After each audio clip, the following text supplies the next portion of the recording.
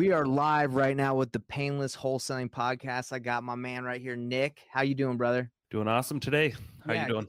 Doing really good. Good to see you. And hey, for everyone that's watching that will listen to this podcast today, the purpose of this podcast is so people, new beginners, whether you're new or you're experienced, can learn from the experience of other investors so they can avoid the pain that goes through learning anything, right? So that's why we call it the Payneless Wholesaling Podcast. So I got Nick on here. He is an agent. He builds teams. And we got him on here. We're here to learn from his experiences. So let's go right into it. Nick, what's going on? Tell us a little bit about yourself. Perfect. Thanks. Hey, thanks for having me on, by the way. Appreciate it. Yeah. So I'm an investor and a real estate agent. I do probably 50-50 both. I've been selling real estate for 12 years now as an agent, and I've been investing for a little over 8 or 9 years, something like that. Wow. So I started off as a realtor, and I've always wanted to be an investor since I was like 18. So finally got into it, kind of more heavier on the fix and flip side at the start of it. Mm-hmm. And then I graduated into buying rental properties. And then I started growing a team, started building new construction properties, honestly, I just over leveraged like crazy and just started taking on way too many projects, way too many employees, way too many of everything, too much debt. Yeah. Fortunately, I'm in real estate, so I'm in the process right now. I'm downscaling my business this year quite a bit. Yeah. I had a little over 20 employees last year, and everything on my real estate agent side has fortunately stayed sane, normal. Got about 10 people there that are staying. My construction side of the business, no more. Done. Yeah. Is that because of the shift? Is that the market shift? Is that why you're kind of scaling back on that? There's a lot of reasons. Yeah. I mean, I'm just not meant to be a contractor. Yeah. I can't wear too many hats. The market definitely did not help either. The market shifting, because we had a lot of projects that, I can blame a whole bunch of reasons for it not working out well. But ultimately, my head wasn't just 100% in the game, so I couldn't get projects done fast enough. Couldn't get them done cheap enough on time. Right. And it all ended up, not so great. Fortunately, I'm in real estate, so I can get myself out of the mess. I'm right there with you, man. Like at the beginning in Utah, we got a lot changed too with prices. Like at the beginning of the year, we were crushing it, right? Or last year we were crushing it. And then we took on some flips and they made sense at the time, with the ARV that we had. So we flipped. And then by the time they were ready to sell, the property values had dropped like 50K or like 75K of what we thought our ARV was. So yeah, we got robbed. And we still have one that's on the market. We're paying hard money on it. It freaking sucks, but we can't really refinance out of it because the mortgage, the payment would be way more than what rents go for in that area. So we can't really do that. So you can really just wait and hope that it rebounds, or just cut your losses and sell it at a loss. Right. But that's kind of what happened with us. I'm assuming that happened not only to you, but a lot of people right here in the Utah, Idaho area where prices have changed, Yeah, dude, we're definitely not alone. We're not the only people going through this. And when you say, almost a $50,000 loss per project, multiply that times 20 with me, and you have almost $1 million in losses that you have to soak up. Yeah. And fortunately, I'm in real estate. I had a good, healthy rental portfolio. So thankfully I'm selling good portion, like half my rentals, and I'll be just fine. I don't have to do much more than just sell some rentals to pay for the mistakes. Right. Yeah. And it's interesting. I'm sure you did really well during the pandemic when you were flipping, right? Yeah. For the first half of the pandemic, but then, it was a double-edged sword. Yeah. It definitely made our values go up like crazy, but at the same time, it was just hard to get anything done on time. Yeah. I live in North Idaho, and it was like an escape haven for Californians and people from Seattle. And we just had this massive amount of a wave of people moving here and there just wasn't enough houses, wasn't enough contractors, wasn't enough laborers. We had money, but not enough of anything else.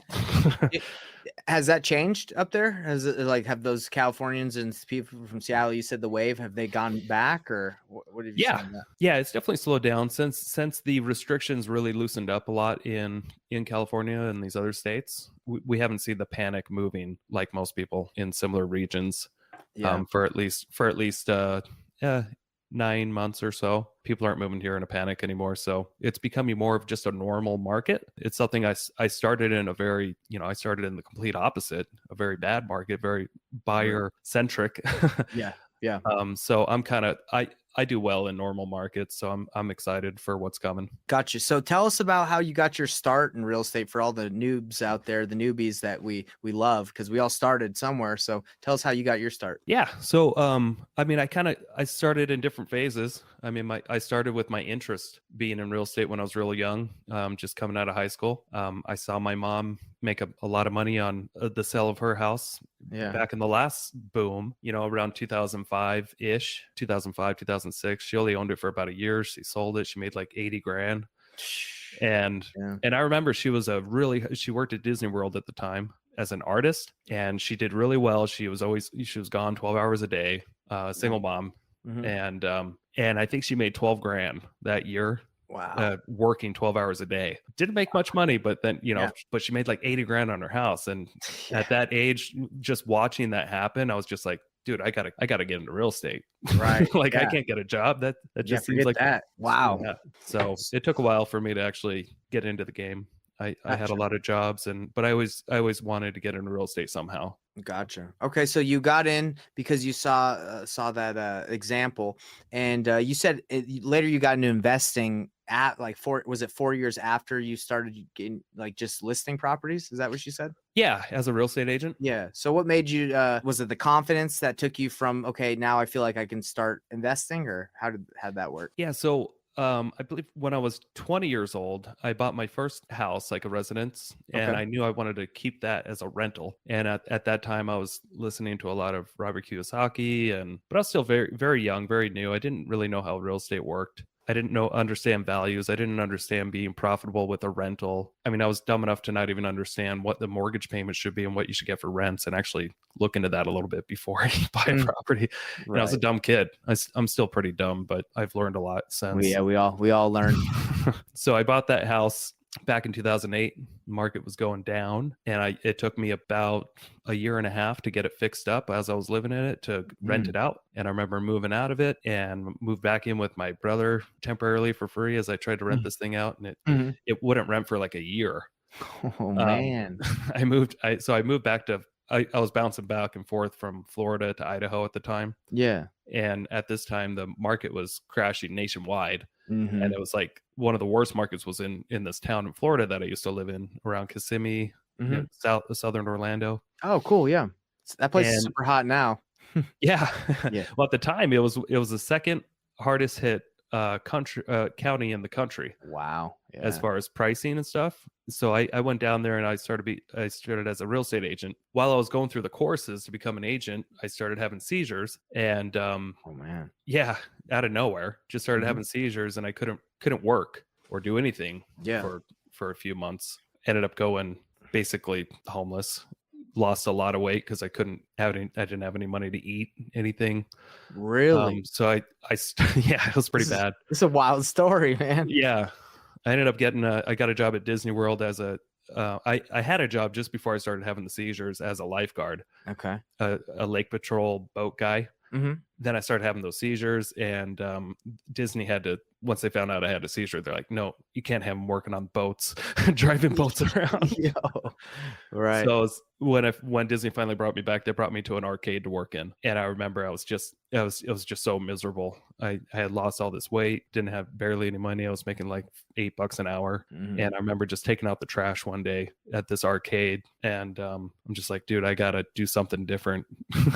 So I ended up finishing those real estate courses, got my license, started off with and at this time I didn't have a car or anything. So I had to start off being an agent without a vehicle in an area I really wasn't that familiar with, and no contacts at all. I didn't know anybody. Yeah. So I kind of had a interesting start to my real estate agent career. Dude, that's amazing. That's the fire, the trial of affliction, the fire right there. Wow. And I remember it was a tough time for any agents to sell any properties at that time. Right.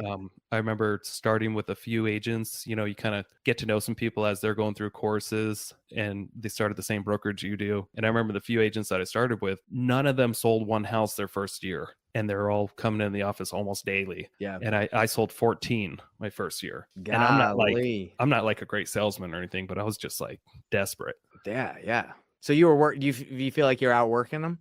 Yeah. That's what it takes, right? Just hard work. That's what it takes, man. Unfortunately, that's the truth, right? Unfortunately, that's what it takes. Hard work. You know, eventually you can get smart. Right. But at first you got to just work your ass off. Yeah, 100%. And then eventually when you get smart, you just have to have other people do it, right? Or you pay them to do it. Yeah, you teach them the right way to do stuff. You hopefully learn from all your mistakes, and then you bring on talent and you teach them not to make your mistakes. 100%. That seems to work. Well, let me ask you a question. What made you stay in Florida? Didn't you have like Idaho? Like, couldn't you have gone back instead of just stay in Florida and like not know anybody? What made you stay there? Yeah. So I eventually did move back. After a couple of years, I got homesick. All my friends and family were in Idaho, so I decided to move back and just kind of hit the restart button and start from scratch. And you know, when you're a realtor and you move to a different state, you got to start all over again. Yeah. Because your database is your business. Exactly. So I decided to move back. I took about a 1 year kind of off. I was still licensed, but I got a job selling cars while I kind of built up a reserve. I saved up 10 grand so I can jump back into real estate. Let's go. That way I didn't have to start. But you know, the first time I started real estate, I didn't have anything. The second time I restarted, I had 10 grand. So I actually noticed I wasn't as motivated as I was. So at the start to my first new year, I sold like 12 homes and made not the best amount of money, but I always, you know, wanted to get into investing in real estate. And that first year, I also, when I moved back to Idaho, I flipped my first house with my brother, like a fix and flip. And I remember we made 44 grand on that flip. And at the time, I think I only made 13 grand as an agent that year, but we made 44 grand flipping this one house. Oh my gosh. And it seemed like the best side hustle to just stick with. Like, yo, let's do it.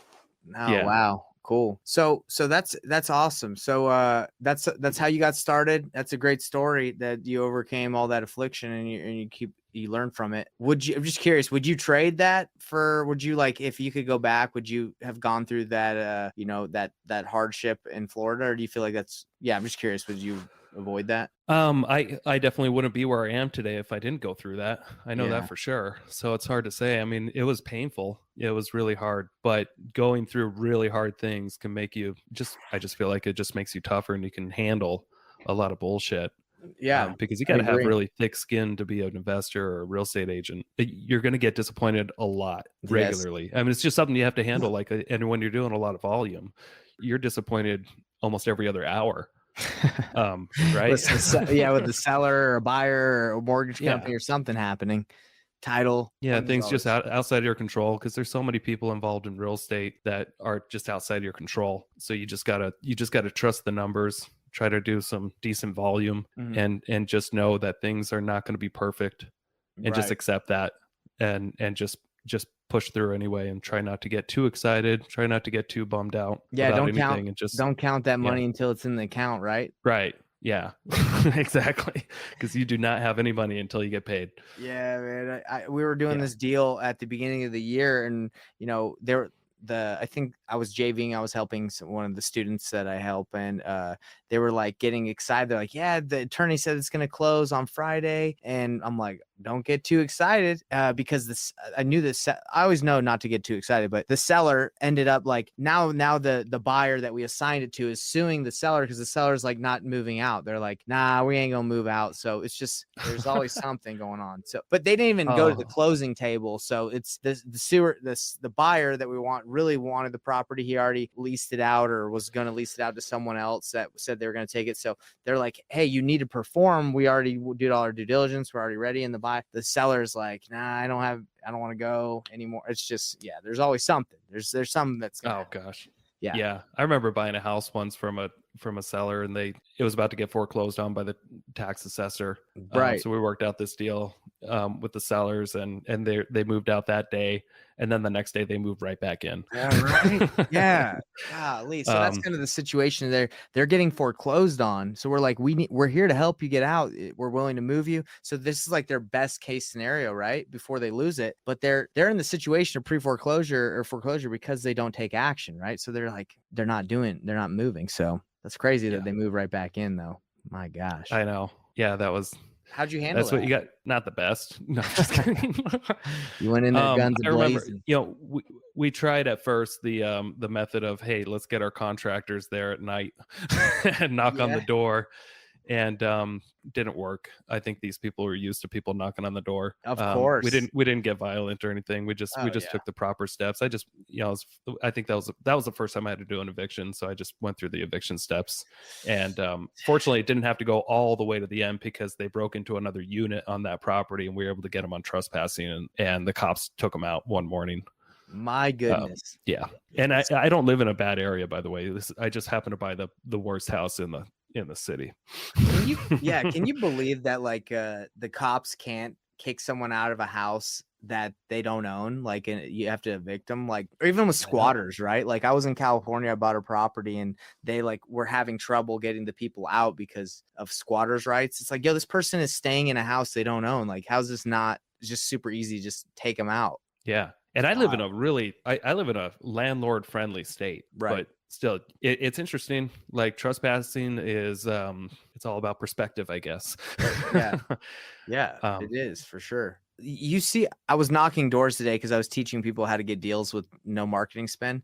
And I saw like a no trespassing sign on a door. And I'm wondering, like, if you had a sign like that and someone trespasses, but is like squatting, like, does that even matter? Like, do those, I was just a thought I had. I was like, do signs even matter? I doubt it. Yeah, no, for sure. I doubt it too. So yeah, I was going to ask you if you had any crazy experiences with houses, but I mean, you just gave us a couple. You gave us that one where they move in right after you bought it.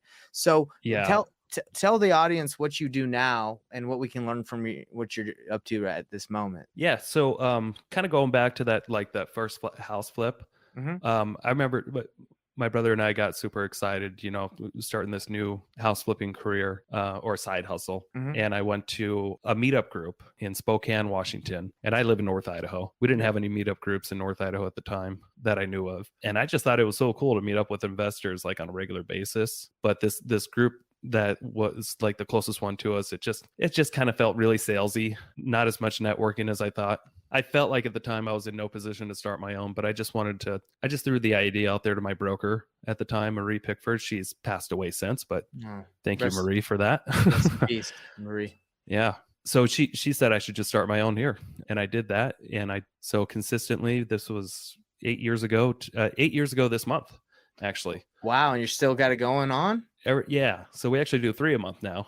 But as for the first few years, we just did 1 a month, every month. And we had it open to the public. And I remember the first night I did it, I had 44 people or so show up, like 44, 45. Wow. And that's amazing. I was not expecting that, but it just made me think, holy crap, if I just, and I also kind of got this idea too from this guy. He's an agent out of Alaska, Kevin Cross, another Keller Williams agent. I think he's mostly just doing commercial now, but he was on this, he had this podcast with Gary Keller at the time, and he just talked about how he built his real estate sales business by doing these monthly meetups. And I just thought it'd be such a cool idea because I was just so used to, you're an agent, you have to make 20 calls a day to get people to even recognize that you're an agent, and just do, you're just constantly lead generating. That's all you're doing. You're calling people that don't want to talk to you. And it just burns you out. Like no matter who you are, it's eventually going to burn you out. But I figured if I can get that many people in a room every month, and I did the math, I'm like, it's like not calling 500 or 600 people. It's like doing the same amount of phone calls to get that many people in front of you to just say, hey, I'm a real estate agent. Let me know if you need my help. Yeah. Like with the contact rate and everything, you got to call that many people to even get someone on the phone. And I was deathly afraid of like speaking in public or standing in front of a group of people, but I eventually got used. I figured I would rather do that than make 20 calls a day. So I just convinced myself, just before these meetings, I'll take 2 shots of alcohol and I'll find a guest speaker so I don't have to do all the speaking, and I'll make sure half of it's for networking, just like what I would want. So it was fantastic. That first year, I remember a lot of people telling me that it's the best meetup in the whole like region that they know of. Wow. It's amazing. So I just started doing it, been doing it every month since. and eventually grew a team out of it. Everybody on my team, eventually, a lot of them we found from these meetings that would show up, or they were clients of ours. And yeah, it's just been an incredible opportunity of a very low overhead way to bring in a lot of leads over time. So now, I mean, 8 years later, a lot of people in the community know who I am, especially the investors. And our marketing budget's really low. You know, we buy cookies once a month. That's about it. And a book. We give away a book. Yeah. Nice. See, dude, that's exactly what I try to teach people. Like, everyone thinks they need to go out and spend money on lead gen, like pay-per-click campaigns, mailers. It's like, look, if you hold a monthly investor meetup, like you said, and go talk to people, you know, that's low, and you're going to find opportunities. Every RIA or every event I've ever been in, I found someone that's done a deal from an event, right? They're like, yeah, man, that's how I found. I just was networking. That's huge. Yeah. I mean, because you can go, I have everybody introduce themselves as they go around the room. And once in a while, I'll stop, like at the end, you know, sometimes we'll have 60 people there, but everybody introduces themselves. They let them know what they do. You know, I'm a contractor, I'm a hard money lender, or I'm a title person, or I'm an insurance agent. I'm a wholesaler. There's a lot of wholesalers that come. Yes. I'm a very long-term buy and hold guy. You know, there's all kinds of people in the room, but by the end of it, I just say, so who hasn't been here before? And there's probably 10 hands or so that show up, that go up. But we get a lot of regulars, and I'm like, do you think showing up here regularly, you can do business with maybe some of these people? And that's all you need to do. Exactly. And it works. You know, there's been newbies that have come to my meetings knowing nothing about real estate, and they just show up regularly, and then all of a sudden they become an investor. Amazing, isn't it? Yeah.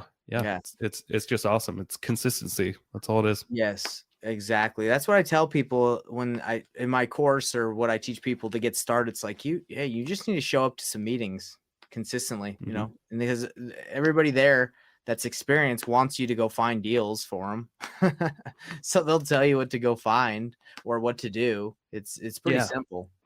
So the amazing part that I didn't know that would eventually happen, because, you know, I didn't have all this, you know, some master plan. It just kind of morphed into what it was. Yeah. But after a couple of years, my business started changing from, I was helping a lot of regular retail buyers and sellers. All of a sudden I started mostly working with wholesalers, and I became like their go-to agent in North Idaho. And there were a lot of wholesalers in, like, just across the border in Spokane or in the area. And I would be their go-to guy to kind of help them get an idea of values, after repair values. Sometimes I might even go with them on their seller meetings. And I would usually have first shot at buying a property. So it was an awesome opportunity to get listings and to buy investment deals directly from these people. And I didn't have to go market to sellers at all. They did it for me. Wow. Do you feel like it's because of that little pocket of Northern Idaho that you had this opportunity, or you feel like you could do this in any market? For people that are watching that are maybe in Atlanta or bigger metros, you can definitely do this in any market if you're consistent about it. I mean, I think we're at a kind of a disadvantage a little bit, because we only have like 800 listings in our MLS right now. We have we don't have a huge database, and we have 3,000 agents. You know, there's for every 100 people in our county, I think there's 2 agents. It's pretty ridiculous. So there's a lot of competition in a very small town. So I think if I was in a bigger pocket, because I was an agent in Orlando, Florida, and I know if I would have stayed there and did what I'm doing today, I'd probably be doing a lot better, just because of the sheer amount of volume. But that's just my take. No, I agree with you. I think you're right. That's what I thought you would say, is it doesn't matter where you're at, right? It's as long as you take the action. So that's something that I've been finding out a lot recently since I've been doing coaching, is just a lot of people want this lifestyle, or they want to succeed, but they're not willing to take the action. A lot of people are scared. They're uncomfortable. They see it, but they just don't want to do it. What advice would you give for people that maybe feel like that they see this, they want it, but they just don't want to do it? Well, I mean, if you don't want it, you got a problem. Probably should go do something else. If you're scared, that's okay. Everybody is. You know, I get scared all the time. I was super nervous about buying homes. Everything was very scary to me until you start doing 1 or 2, and then you start realizing it's not so bad. It's just a job. You just got to be just careful, do your due diligence. Yeah. Sorry. Did that answer your question? No, that's it. Yeah. No, the question was just like, what advice do you have for people that are scared? Right. And you said just, get committed to something. So what I did, you know, I was afraid to have these meetings, at first, But what I did was I put it on the calendar and I put it out there on Meetup. I put it on the REI Club website. I put it on Bigger Pockets. I put it on a couple other different outlets online, and I made it indefinite. And then I was able to work out with my Keller Williams office to make sure I was always booked the first Thursday of each month at 6:30 to have this meeting. So I became ultra committed. I got married to that time slot. Yeah. And I didn't have any other option. I had to show up, or the public would come to locked doors, and I couldn't have that happen. Yeah. So exactly. whether I wanted to do it or not, I made myself committed publicly. So if there's a way, if somebody's just scared but they really want something, I would do something that gets you committed to it, or buy into a mentorship program or something. Spend some money. If you're not bought into something, you're not going to be committed to anything. I agree with you. Yeah, 100%. So let me ask you these last couple questions about your meetup. So what made you go from one a month to multiple? What was there the amount of people that were willing to go? Tell me what made you do that. Yeah. So it was the people that eventually I started having on my team. After a year of doing it, I met my partner, Joe Turner, and she runs my real estate team with me 50-50. I met her in summer 2000, so about a year and a half after I started doing these meetings, and she was just getting her real estate license. But she seemed crazy motivated, wanted to go knock on doors and all that stuff. And I gave her a challenge. I'm like, hey, join me. Let's build a team together someday. And if you can sell like 30 houses and blah, blah, blah, blah in your first year, I'll make you a partner. So she was my first buyer's agent. And after a year, I think she sold like 33 houses or something like that. She did great. Yeah. And I stuck to my word. I made her a 50-50 partner. We grew a team together. Eventually she recruited a guy the year after, or 2 years after, Tyler Wagner. And he wanted to move to Sandpoint, an hour north of us. And we thought maybe he could be our branch up in Sandpoint. And he's been doing that meeting the second Thursday of each month. Wow. At this brewery up in Sandpoint. Wow. But and then he's growing a team within our team. Okay. So he's got four people under him, or sorry, 3. So different locations, not all in the same location. Yeah. So it's a different location. And then we just recently, a few months ago, started a meetup in our office again, the third Thursday of each month. And my partner, Joe Turner, she kind of more heads that one up because she's more focused in investing out of state. So that is it's called our out of state investor meetup. Oh, cool. So they focus and talk mostly on investing out of state because she's recently bought a bunch of multifamily in the Midwest. Nice. So it's just another outlet for people to show up and for us to just say, hey, we're real estate agents if you need help. Yeah, I love it. It's great marketing. Did you ever run the meetings like during lunchtime or during the day, or has it always been after people get off of work, like after in the evening? Yeah, it's always been the same date, same time. It's always been the first Thursday of each month at 6:30 p.m. Gotcha. Because I started a monthly event, but I do it during lunchtime, and I don't get that turnout. Maybe it takes time, but I do know that obviously if you did it after people got off of work, it'd probably be a great larger turnout. That's why I was asking you if you tried both. Yeah, and it's not convenient for everybody. I know that's family time and stuff, but it's a Thursday night. It's not Friday night. It's not Saturday night. It's not a Sunday. Yeah. A lot of people don't have stuff going on Thursday nights. And we also put our meetups online too for the people that can't make it. Oh, you do? We stream them on Facebook Live. Does that help too? Do you feel like there's quite a few people that attend the lives? Well, they're off and on. A lot of people are these days they can't hold their attention for more than a minute or two, and then they're off. But you will see these end up having like hundreds of views. And we thought that was pretty interesting. We've learned during COVID. We took 2 months off during COVID at the start when they really strongly recommended not having groups. Yeah. So for 2 months, right at the start of COVID, we were just doing them online, and we'd sit at a big round table and do it on Facebook. And there would be only 4 or 5 people that would be watching live, but we noticed by a week later, all of a sudden like 400 or 500 people have viewed this, and we're just like, damn, that's a lot more eyeballs than a normal meeting. We get 40 to 50 people. Yeah, so that makes sense. So we get almost 10 times the exposure just by having it out there in the ether long term, that anybody can always go back and check it out. So it's just another thing. It's not something we're ever going to switch to long term, but it's something that we have out there if somebody really wants to check out the meeting, but they can't for whatever reason. Yeah. Do you feel like having it streamed like doesn't incentivize people to go, or do you feel like they're going to show up no matter what, and the people that watch it online will watch it? Yeah. So the people that really just want to watch it online or something, I think they're more there just for the content.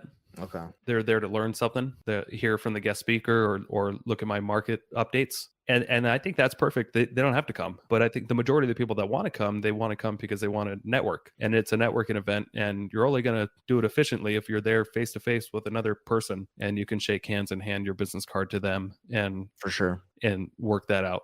Yeah, the reason I ask you is because I don't stream mine right now, but I'm thinking, yeah, you're right. Like, the people that aren't able to go or might get more views, or more people might be able to see what happened. Like you said, that's what was happening for years. So it's not a bad idea. Yeah, and it's not. We don't overdo it with like the production or anything. Mm-hmm. I just simply, I'll grab my cell phone or our team manager's cell phone, and we'll just put it on a little tripod. And we're not always mic'd up. Sometimes we're mic'd up. Yeah. And we've also had a lot. I had for a little while, a couple of years, a media company that my friend ran with me, and now he runs a podcast with me. Oh, cool. But he was like actually doing like the production of filming the meetings and then editing them, putting them on YouTube later. So they weren't live streamed or anything, but they're on YouTube, so anybody can watch it another time. So we've done a lot of different mixes of things, but the easiest thing to do is just simply grab a cell phone, go to one of your group pages and hit the go live now button. Yeah. And then just set it in the corner. I feel like people that really tune in for that kind of stuff, they're not looking for they're not looking for production quality, as long as they can hear what's going on. Yeah, for sure. And kind of, just like they're sitting in a chair in the room. That makes sense. It's for those people. Cool. Well, I'll probably try it. And you said, like you said, it's a cell phone on a tripod, nothing crazy. Cool. Yeah. All right. Well, hey, Nick, man, I really appreciate this, because for me, not for the viewers, but this has helped me a lot, because I run a meeting too. And, I'm always looking for ways to improve. But for the viewers that are watching, do you have anything else you'd like to leave them with, like a golden nugget, anything specific? Man, just, it's all about your network is your net worth. So if your net worth is not there yet, or not where you want it to be, you're probably not networking enough. Yeah. So make it a real effort to actually follow what your calendar says, and just regularly put these meetings in your calendar, and then do what your calendar says. And then you might hit your goals. I like that. I like how easy that is. If your network is your net worth, and if you don't have that net worth, you're probably not networking. I like that. Yeah, because that's true. Yeah. It was true for me when I first started wholesaling. I kept to myself and I just grinded, and I wasn't really trying to talk to anyone. I was like, I'm just trying to do deals. And once I stopped just thinking of it was just me against the world, everything changed. You can only get you can make a lot of money doing that, but eventually the clock will beat you. Yeah. And it's not as fun that way. You can't impact as many people. You kind of looking at it as not an abundance mentality. You have a scarcity mentality, but I'm sure right now you're all about abundance, because you see how much is out there. You want to get so many people in on your meetings. You want to help out as many people. It's just a better life to live. Yeah. There truly is an abundance of wealth out there. There's an abundance of deals out there. There's an abundance of people out there. You just gotta be willing to give too. You can't just be a taker in this world. You gotta whatever you give, you'll typically get more than what you're given. So just go out there and offer value to people as much as you can, and it will come around. For sure. Well, Nick, where can my audience reach you if they want to hit you up, ask you some questions, or get a hold of you? Our website's an easy place to go. NorthIdahoREI.com. Or you can find me on Facebook, Nick Beveridge. Unfortunately, I'm an old person, so that's all I have is my Facebook. I've been really wanting to do Twitter or something different, but I'm just. Are you a boomer, stuck dude? In my ways, I guess. No, I'm only 35 or 36. I know, I'm just kidding. But but you got the boomer mentality. You only got the Facebook. I know. I'm there with all my, elderly people, I guess. Yeah, no, it's funny. You're like, man, I want a Twitter. I just don't know if I should. I was kind of there because I was like, I don't use Twitter, and I just went to the app Twitter, and then I created one within like freaking seconds. So, I have a Twitter. I just don't know how to post and stuff to it.